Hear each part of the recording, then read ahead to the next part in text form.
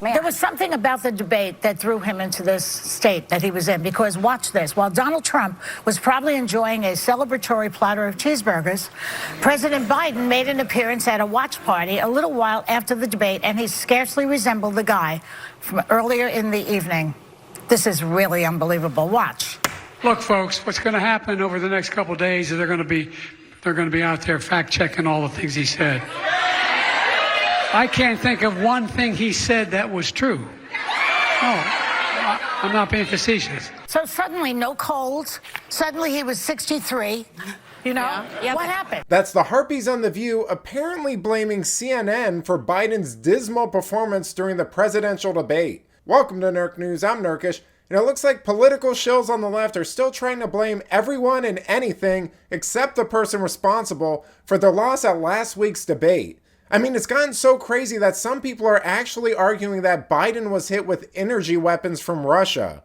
November comes and President Biden and President Trump are on the ticket, I will 100% be voting for President Biden because the alternative is too scary for me. But I fear that many people in this country do not feel the same way. So I was genuinely in shock last night watching this. Even though I've had concerns for a couple of years about Biden's age, it was stunningly worse than I expected, the performance. I think within the first 90 seconds, it was kind of baked in.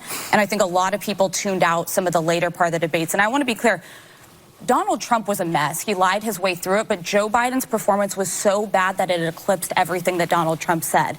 Trump world is scared when they're hearing rumblings that there could be someone else on the ticket. They know that any other Democrat will wipe the floor with Donald Trump.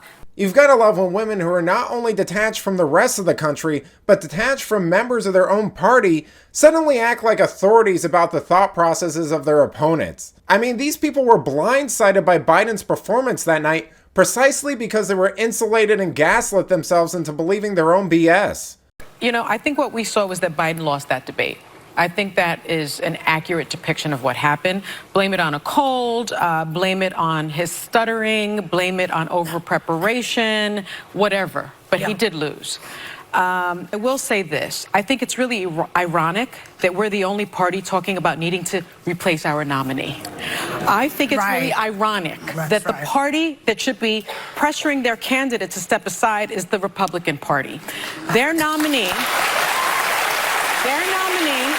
is a convicted felon. He's facing hundreds of charges for criminal activity and has been proven to be a racist, a business fraud, liable for sexual abuse, an insurrectionist, and as Biden said, he has the morals of an alley cat. Republicans need to be holding him accountable. The majority of the party, which has been cowardly and feckless and complicit and enabling in allowing Trump's racism, bullying, his demagoguery, misogyny. Why are we, as Democrats, those of us that are Democrats, calling for our nominee to change? Because he's losing. It's because her candidate has nuclear codes and applesauce for brains. You know, it's amusing how all Democrats seem to do lately is just lie and project. They patronize minorities and attack any who don't fall in line. They use public intimidation to go after their opposition.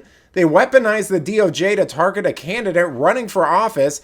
Then they have the audacity to say that we shouldn't support Trump because he's a racist who will destroy democracy and target his enemies. It's absolutely nuts, which is what Tim Pool points out here while eviscerating The View for this type of blatant hypocrisy. Joy Behar is worried Trump will pull Maddow off and The View off the air. You know, I saw that meme. I can't remember who said it. They said, Lord, or was it Aaron McIntyre? He said, Lord, give me the Trump the left has created in their delusional minds. But I just want to point out how they're telling on themselves. Yeah. The things they are doing, they're like, oh, Trump might do what we do.